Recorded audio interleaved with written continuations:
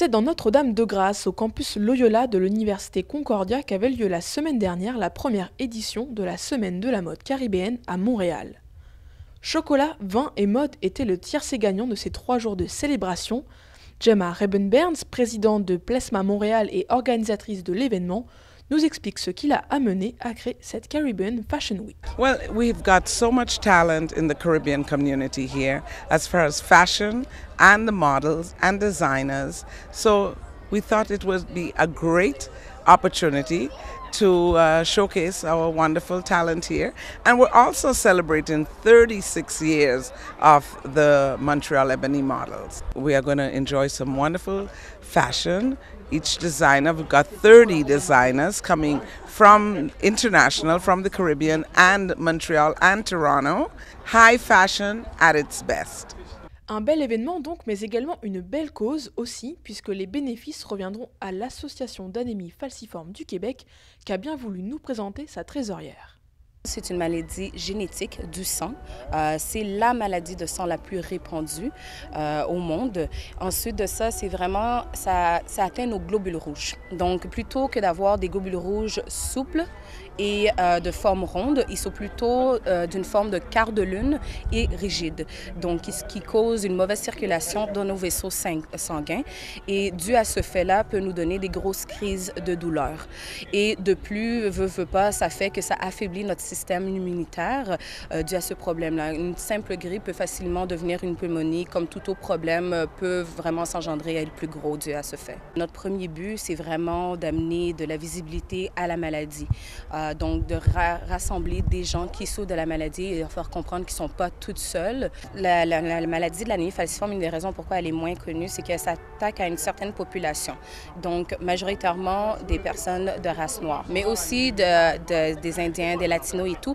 Donc, c'est sûr que cette association-là avec le Montreal Fashion Week, le Caribbean Fashion Week, ça s'agence bien quand même dans la communauté. De nombreuses personnalités et dignitaires avaient fait le déplacement à la soirée de lancement le jeudi soir, et notamment l'humoriste Dorothy Rowe, qui nous explique pourquoi il était important pour elle d'être présente à ce lancement.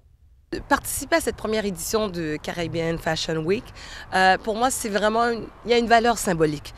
Parce qu'il y a toujours ces deux solitudes qu'on aime parler ici au Québec, c'est-à-dire le milieu anglophone et le milieu francophone, qui est aussi présente aussi au sein des communautés noires. Alors pour moi, être là en tant que francophone dans un événement représentant les Antilles anglaises, c'est idéal et j'ai toujours encouragé d'établir les ponts.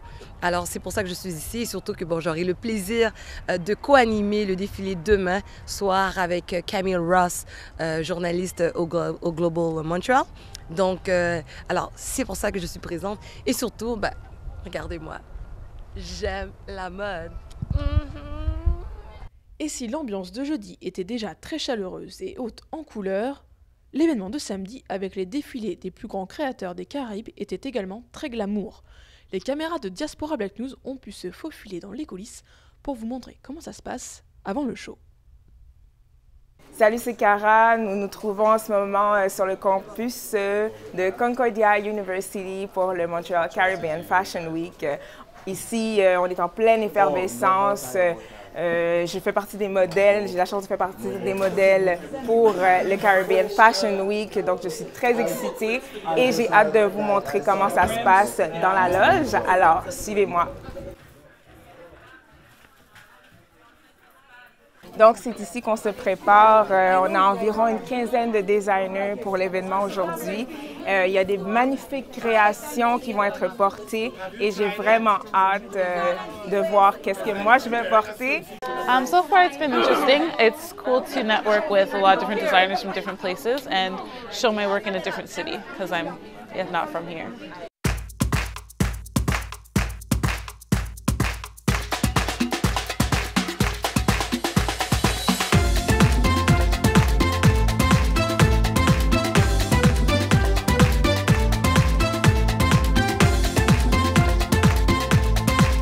La semaine de la mode caribéenne à Montréal a vu au total plus de 30 designers présenter leur unique création avant d'honorer la gourou de la mode et philanthrope, Joanne Sternthal.